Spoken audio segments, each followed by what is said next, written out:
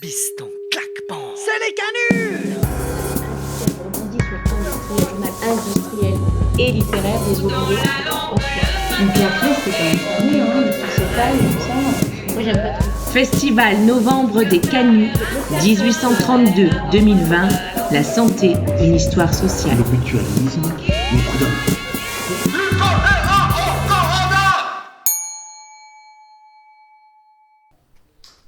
Courrier des lecteurs. La cause de la femme n'est-elle pas tout entière dans le progrès de l'humanité? C'est à nous, prolétaires féminins, qu'appartient la large part des misères humaines, des droits faussés méconnus. C'est signé une abonnée. Excusez-moi, mais comment s'appelle le journal que vous lisez, monsieur Duguerry? Regardez, L'écho de la fabrique, journal industriel et littéraire des ouvriers en soi. Il date de quand, votre numéro? 1833. Je peux voir. Ce que vous appelez la fabrique, c'est une usine? Non, c'est l'organisation de l'industrie de la soie à l'échelle de la ville de Lyon. Mais certains comparent la Croix-Rousse et les pompes à une usine à ciel ouvert. Tout cela nous intéresse, vos histoires, maître tisseur, chef d'atelier. C'est mystérieux tout ça. Allez, racontez-nous. Bah oui, faites-nous le canut pour les nuls. Claquement, les canuts, Leur vie, leur révolte des rubans sautoirs, et des chasubles d'or. des journées interminables rythmées par le bruit incessant du bâton. Piston, claquement, piston, claquement, piston, claquement. Leur teint pâle, celui d'un navet. Pistons, claquent leurs joues creusées par la misère. Et le drapeau, couleur de deuil de 1831. Et le sang rouge qui glisse le long des pentes. Pour chanter Veni Crea. Bon, ça suffit, hein. Euh, Les clichés. Qu'est-ce que vous voulez savoir? Tout. Bon, comme je vous l'ai dit, je suis maître tisseur, ce qui signifie que j'ai suivi un long apprentissage, long et complet. Technique de tissage, bien sûr, mais aussi mathématiques, hein, chimie, français, dessin, grec et latin. L'organisation du travail dans la fabrique comporte 3 éléments. D'abord, le négociant ou le fabricant, qui ne fabrique rien. Le capitaliste. Il fournit la matière première et le dessin au chef d'atelier auquel il passe des commandes et qui paye à la pièce. Le chef d'atelier, qui est un travailleur, un maître ouvrier. Propriétaire de ses métiers, de 2 à 6 en moyenne, il doit en assurer l'achat, l'entretien et le montage. Système fort avantageux pour le fabricant. 4 métiers. Aidé de sa famille, il tisse sur un de ses métiers et confie les autres à des apprentis ou des ouvriers travaillant chez lui. Ceux-ci, les compagnons, ne possèdent que leurs bras. Ils habitent et mangent le plus souvent avec leur chef d'atelier et reçoivent comme salaire la moitié du prix de façon touché par ce dernier. Ah oui, d'accord. Ce sont eux, les véritables prolétaires. Mais à cette époque, on réunissait souvent les 2 catégories de travailleurs, les compagnons et les chefs d'atelier, sous la dénomination commune de classe ouvrière. Ou classe des tisseurs. Les canuts, quoi. En 1831, à Lyon, on compte environ 400 fabricants pour 40 000 ouvriers en soie, 8 000 chefs d'atelier et 30 000 compagnons, sans compter les quelques 2 000 apprentis. L'apprentissage dure entre 3 et 6 ans. La fabrique emploie beaucoup d'autres ouvriers. Les dévideuses, Qui enroulent les fils de soie de la trame sur la bobine. bravo, les ourdisseurs, Qui préparent les fils de la chaîne. les liseurs, les plieurs, les teinturiers, les ajusteurs, les appareilleurs de maillots, les apprêteurs d'étoffes, les tireurs d'or, les tireurs de soie, les tisserands. Une armée de travailleurs qui œuvrent sur toute la ville de Lyon et de ses faubourgs. Acte 1, la commande. Je suis là pour choisir le tissu de la robe de mariée de la reine d'Angleterre. Enchanté, vous êtes? Claude Joseph Bonnet, fabricant d'étoffes de soie à Lyon. Très bien, monsieur Bonnet. Alors, je voudrais quelque chose de très fleuri, comme la rose blanche de York ou des épis de maïs. Oh yes, des épis.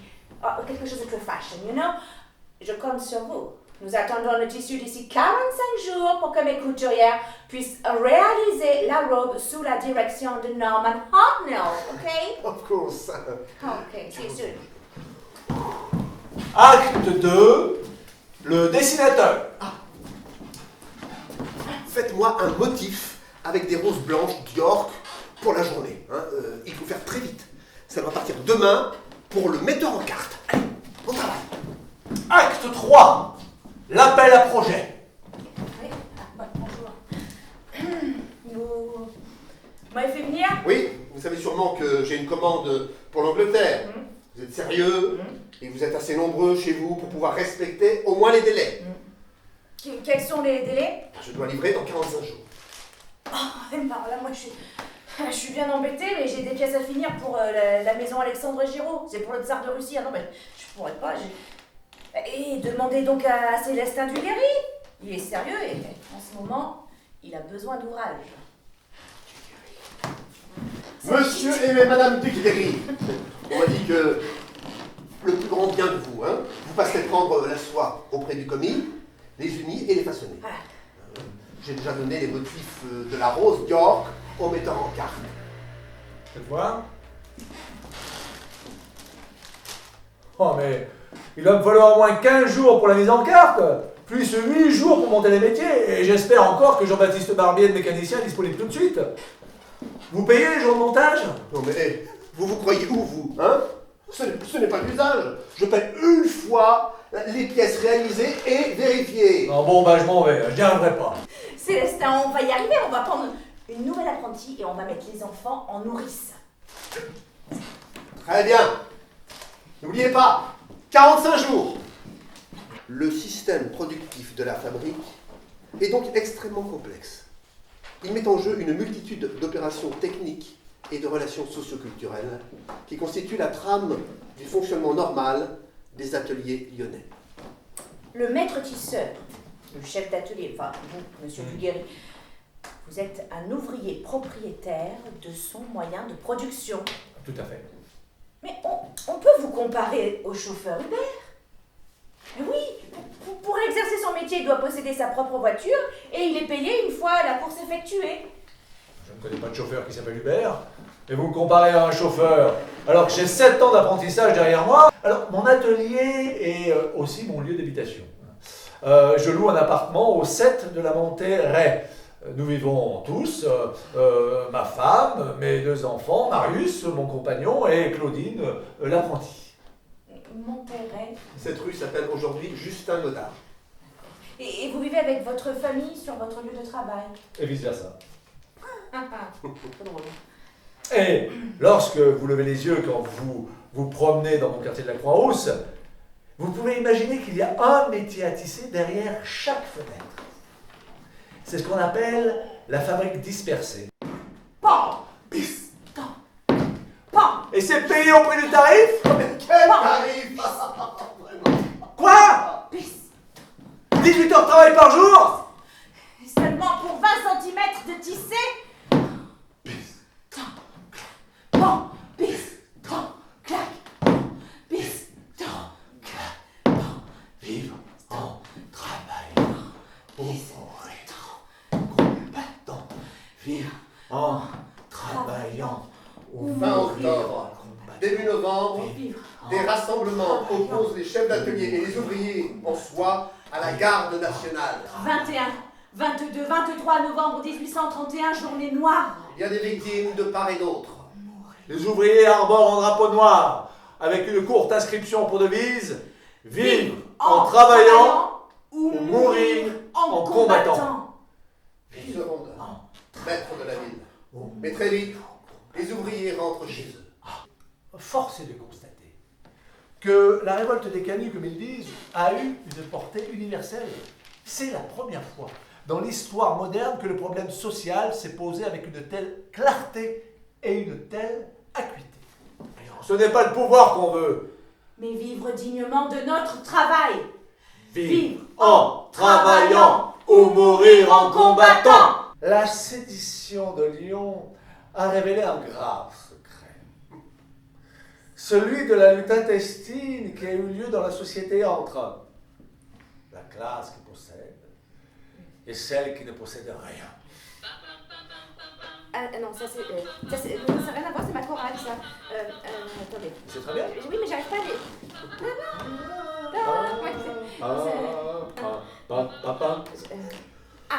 L'autre jour, un homme de bien, au salon littéraire, me dit « Qu'est-ce donc un vaurien qu'on nomme prolétaire? Monsieur, soyez sans effroi, lui dis-je, regardez-moi. Voilà le prolétaire, coquin qui ne possède rien. Voilà ce que sur terre on appelle un vaurien. Pam, pam. Ce brutal, cet écervelé, qui rit de la mitraille et qui n'a jamais reculé sur le champ de bataille, qui du sort, bravant les coups, se fait fusiller pour vous. Voilà le prolétaire, coquin qui ne possède rien. Voilà ce que sur terre on appelle un vaurien. Pam, pam. Enfin, celui qui de nos jours à s'inscrire au sablique, ce pillard vous disant toujours qu'il veut La République! n'entendant pas la liberté, Raison, justice, équité. Voilà le prolétaire, coquin qui ne possède rien. Voilà ce que sur terre on appelle un vaurien. Plan, plan. Voilà ce que sur terre